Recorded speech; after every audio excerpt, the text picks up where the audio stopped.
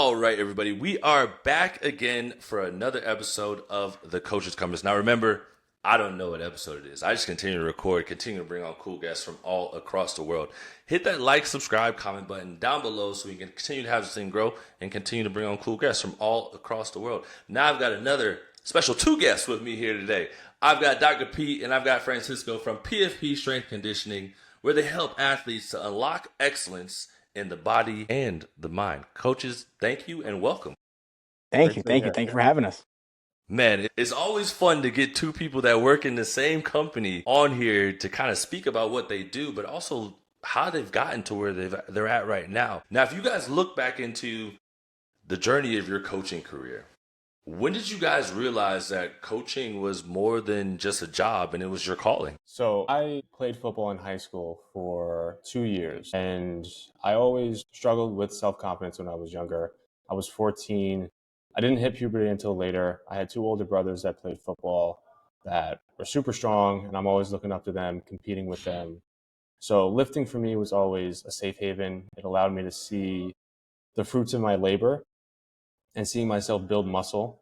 But it came with a double-edged sword in junior year where I got hurt lifting, trying to play football. And it led me down a path of 10 years of excruciating lower back pain to where I couldn't sit in class, was very uncomfortable. I was always in pain, to the point where I decided to figure out how to fix it in my February break. And that got me involved in anatomy, physiology, biomechanics. And it really unlocked my divine purpose in life, where if I can get myself out of pain and I can feel what that's like, I can do that for so many other people. And now combine that with the fact that throughout my 4 years of high school, I saw myself transform from a body perspective. That gave me a ton of self-confidence.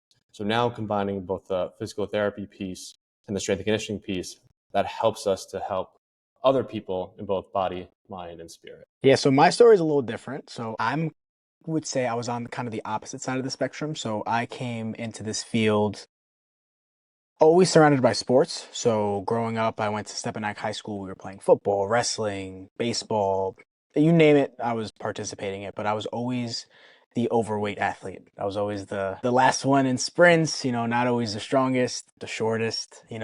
I went on a weight loss journey, I would say end of high school going into college. And in that process, I lost about 50 to 60 pounds. And I really unlocked a different part of myself within that experience. And looking back on it, in that moment, I was always considering to myself wanting to be the person that gave the education that I never had. So making other individuals' journey a little bit easier than what I had to go through based on education, based on all these different things.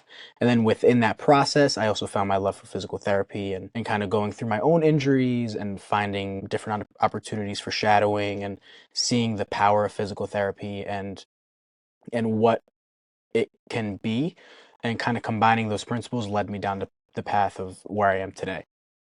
So, Coach Francisco, were you also one of the ones with the most hair, or no? I'm just messing with you, bro. I'm kidding. I'm messing with you. Listen. I'm messing with you. I had some flow back in the day, but it changed. It went down. It shifted. Yeah. It shifted. No, but you guys talk about combining physical therapy and strength conditioning and the mind and body connection. Like, how hard is it to get people to understand that those two can go together, right? Because if like talking from the athletic side of things, like most of the times your athletic trainer and your strength and conditioning coach are separate, right? Or sports science is completely different than your strength and conditioning and stuff. How is it for you guys to get athletes to understand is they both can work together to help you to get to the end goal of what you're trying to get to? Because you get a lot of athletes with injuries and they think everything should be separated. And a lot of times when you go to these physical therapists, right? And I've come from the side of like where I've been in the professional side, but I've also been in Europe where they dealt with different types of physical therapists, to where it's just really trying to get you to be able to walk and collect a check from insurance, to where you go back to strength conditioning and you're maybe back at ground zero or worse than where you started at. So how is it for you guys to kind of get people to understand this? It's one of our main pillars was to bridge that gap between strength conditioning and physical therapy. The way we look at it is performance is a broad term that can be a spectrum. Performance could be improving somebody's sit to stand in a physical therapy perspective. Performance could be, can I walk faster? But performance can also be, can I get faster in a sprint? Can I increase the strength on my deadlift? Can I increase my power when I throw a punch? Those things from performance, you meet the person where they are and you explain the fact that our service is unique because we can keep you healthy and consistent, but also get you stronger and more resilient at the same time. The biggest piece is the consistency in the gym. If you get hurt, you can't show up in the gym. You can't stack training blocks on top of one another. You can't build momentum. So if you're not training smartly and intelligently, you're going to get hurt at some point. But for example, if we take a power lifter, it's a high force production sport. If you get that person rotating and breathing after, you can compress the skeleton very much and produce a ton of force, but get them out of that to keep them healthy and consistent. And the way that buy-in happens is they can see themselves training consistently, stacking training sessions on top of one another, gaining momentum and gaining the strength, and then they're not beat up after the session. That's the positive feedback that we get from all our patients and clients to say, hey, these guys know exactly what they're doing. And as soon as they feel the difference and see the results, they're in for the long term. No, that's super impressive to get people to understand that and be able to connect the two. But you also talk about, the mind body connection, but pouring a lot into your athletes. How do you guys handle though, pouring a lot into your athletes and figuring out the balance between your own personal lives and your mental health and not getting burnt out for yourselves?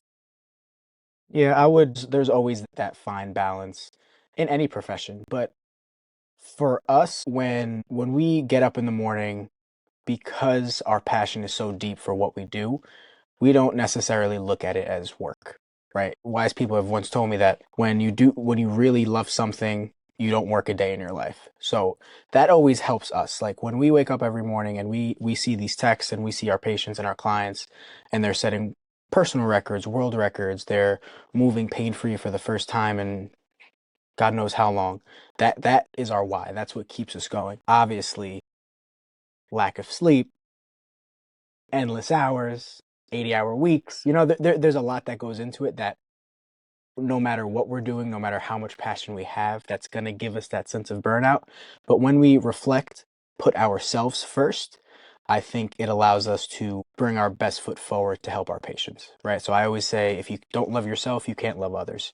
So once we put ourselves first, there's no resentment, there's no ill feeling towards giving everything we have to the patient in front of us. The analogy we love to use is when if you're in an airplane and it's going down, you put your oxygen mask on first before you put it on for others.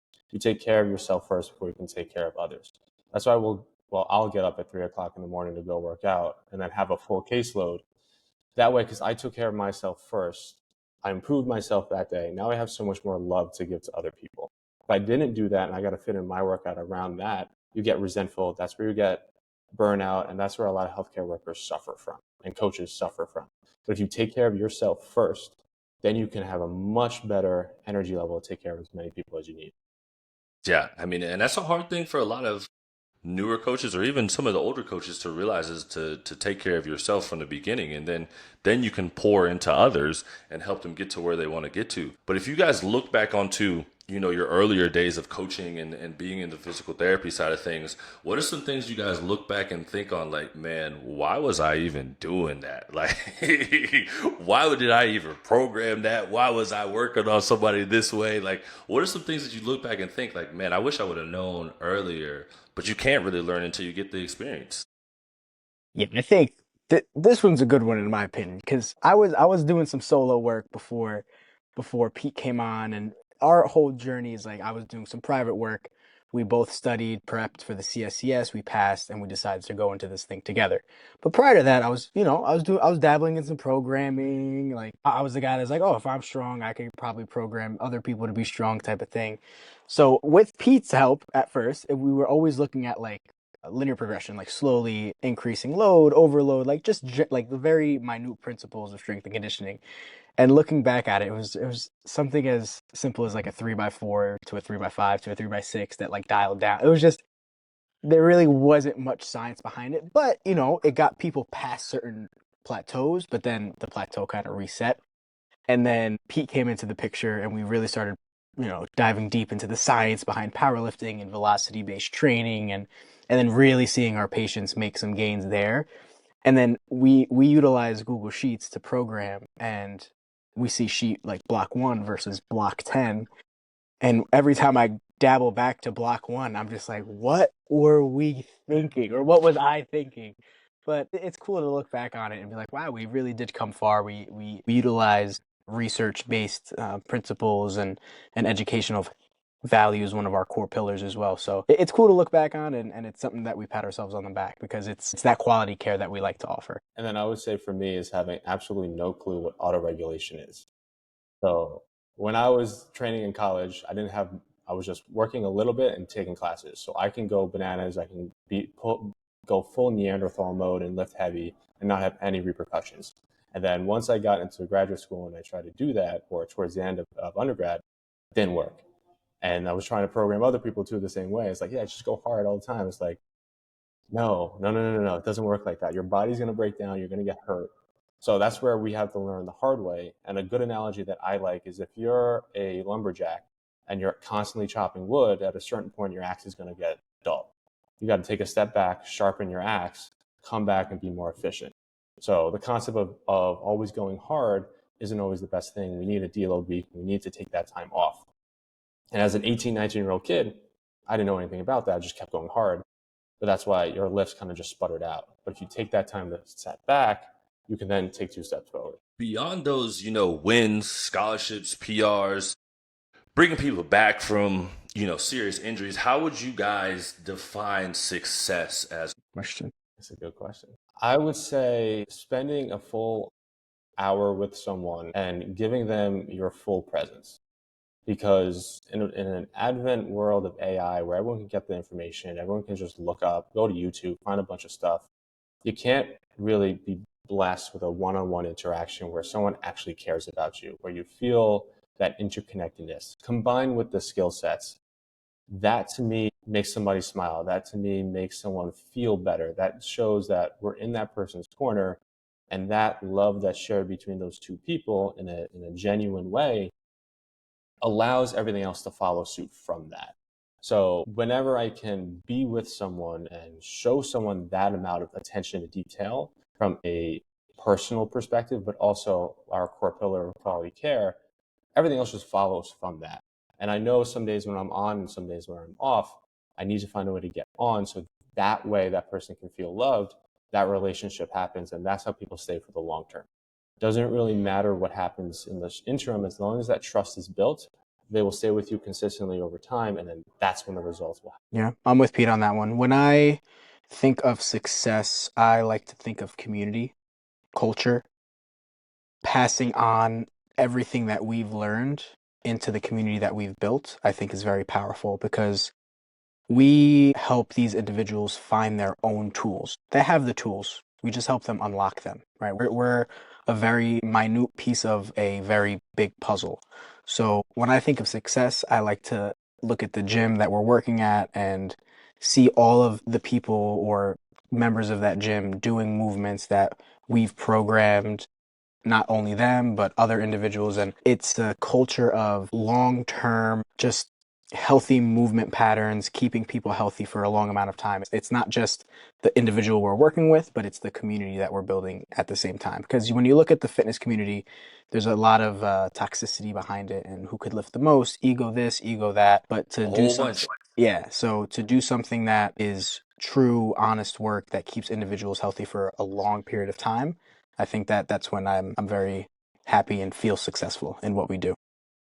Because at the end of the day, we don't end up only just being coaches. We end up being somebody's therapist because we hear about it all. Because you guys probably hear even more being physical therapists, dealing with some of the stuff, the injuries that people are coming back from. You guys really get to hear the nitty and gritty and really get to know these people. But if you look at, the strength and conditioning world, what's a hot take or a controversial conversation that you guys have about it all? All right, so I'll time it here. So when you're squatting, like when we were studying for the CSCS, they will always throw in that you have to be arched and extended when you're squatting.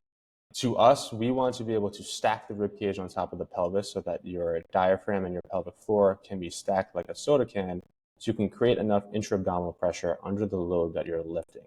Lordosis isn't necessarily a bad thing or it isn't a good thing, but any deviation under load is going to cause discomfort in the lower back. If you are in that arch position in a high bar position or when you're deadlifting, extension was theoretically the safer option to be in, but the better thing is, can you create enough pressure in your midsection to lift anything that you're lifting? So when I was studying for the CSCS and I saw that, I have to turn my brain off and then see how they want it to be understood so I could pass the test and then go back to whatever works better for our patients and our clients. So that was always something that rubbed me the wrong way. And even understanding that and having to teach people that is kind of something that we're kind of pushing against. Yeah, that's a tough one. Yeah. I can see the hairs in the back of y'all's head just standing up, like talking about. Because I mean, even if you think about the old school strength coaches, because I still hear it nowadays to where like when people are doing back squats and stuff, it's like, hey, eyes up, and like you got to have, and I'm like, oof, man, that's gonna be painful down the road, man. Hey, coach, hold on. Let's just keep that a little neutral there, right? And let's try, yeah. So I get what you're saying, because has the book changed? No, I'm sure. Right. It's eyes up, chest up. Yeah. Yeah. Kill yourself. Yeah. But this next question comes from our a guest that we had on before.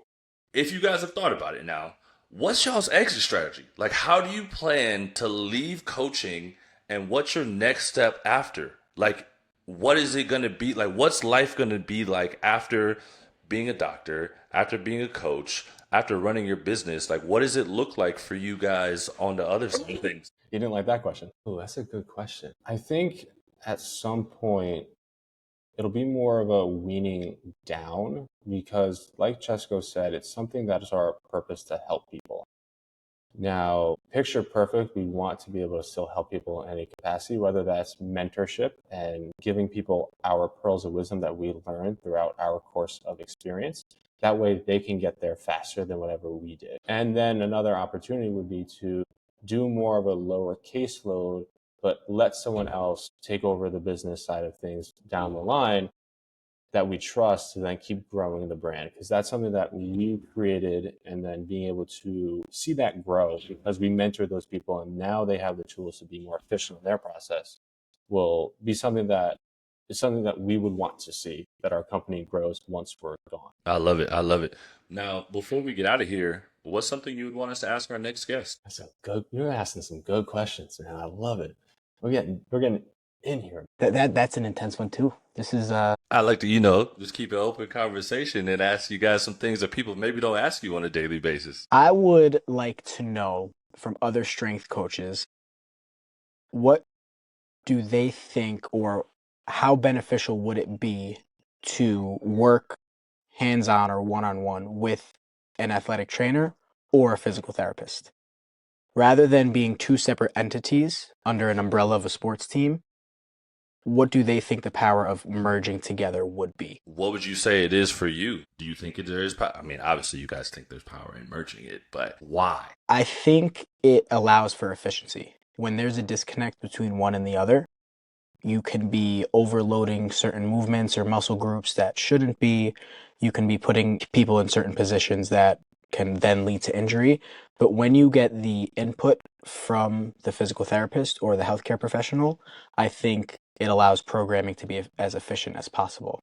Because if somebody's dealing with an Achilles strain, rather than just having them do certain sprints or runs or jumps, whatever the case may be, the physical therapist can be like, hey, we need to add in the eccentrics, we need to add in the isos, we need to do certain things to allow this person's gait mechanics to get to the next level. Like that ideology, I think, allows for efficiency and better performance on the field. I would chime in here as well and say we always want to take people from day one ACL all the way back to return to practice, return to sport, and then return to performance. There's a distinction between those two. And an example from my first clinical was I worked with a bunch of patients with a stroke, CVA, and I used the cross-education principle from strength conditioning to elicit neural adaptations in their central nervous system to get force production back into their hemiparetic or affected side. Because force production is bilateral, so if I did an overloaded eccentric or an overcoming isometric on that healthy side, it got the nervous system to fire and they got their use of their affected side faster. So that's where combining the two meshes very well in either realm, using strength and conditioning into physical therapy or taking the physical therapy side and applying it in the strength and conditioning field. So they merge so well, and that's what we believe the value is. And I can agree with you guys, right? Now, this is coming from, if I think back on my athletic career, it would have been a lot better if the two communicated better, dropped the egos, and figured out that it's not about them, it's about the athlete, right? Because at the end of the day, right, our job is to make the athlete the best they can be so they can do their job, which is performing on the field. Right? It's not to how long can we keep them in the training room or how much weight can they push in the weight room. If it doesn't translate over to and they're not able to go out there and perform at their highest level, then their career eventually just ends. And it ends in a point to where there's a lot more to that career. Like you guys talk about for yourselves, like having injuries and everything like that, and what led you guys to where you are now. I think if every coach were to have that same mindset that you guys have, and where it's athlete first, at all times, regardless of what it takes or who it takes to speak to and work with, then we see a bigger change in the longevity of the life of an athlete. And this is just a old 33-year-old athlete speaking from myself and from experience that I would have loved if everyone had the same mindset of working together and doing whatever it takes to help me stay on the field as long as possible. So I want to say thank you guys for bridging that gap and doing what you guys are doing, because it's amazing to see and it's amazing to follow what you guys are doing because it's needed. And I can tell you from an athlete side, we're happy to have people like you in our corner doing what you're doing. Appreciate that, brother. Yeah, I appreciate it. Thank you. Thank you. No, of course. So I want to say thank you guys for taking the time out today, and thank you for coming on here and keeping it real. It's always fun to get people in the same business talking the same talk, right? Because sometimes, you might have a little headbutt in there. But no, I think it's awesome what you guys are doing, like I said before. And I want to say thank you to you guys and appreciate your time. Likewise. Likewise. Love being here. And we're out.